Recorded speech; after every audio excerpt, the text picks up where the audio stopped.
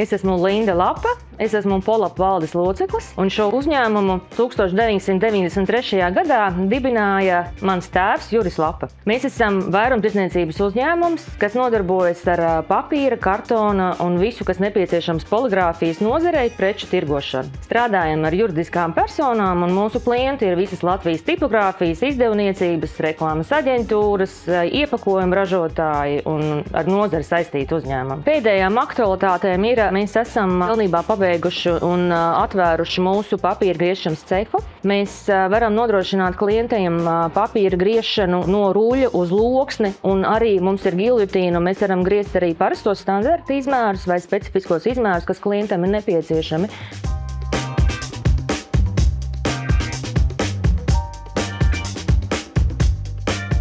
Mēs vienmēr ļoti intensīvi izmantojam dažādas mācību iespējas. Pat labam Polap komanda digitalizācijas Eiropas fondu programmas ietveros arī apmeklē mini MBA programmu IT projektu menedžeriem un tiešām mēģinām izmantot visu, kas ir pieejams. Un, manuprāt, mācības ir viens no tādiem ļoti labiem veidiem, kā var motivēt darbinieku.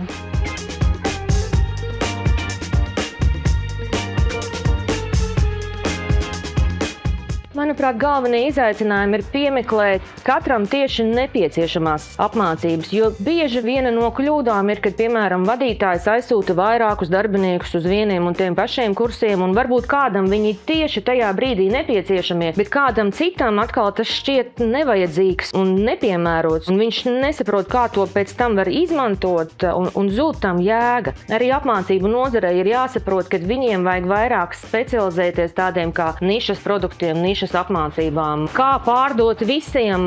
Es domāju, ka tas laiks ir beidzies. Atveriet Udemy vai vienalga, kuru citu platformu jūs varēsiet par 20 eiro nopirkt pārdošanas kursus. Bet ir jāspēj visām pusēm saprast un strādāt uz konkrētiem projektiem un uz konkrētām lietām. Un ja tās apmācības ir par konkrētām lietām, man ir pārliecība, ka 99% tas ieguvums būs gan darbiniekam, gan darba devējam.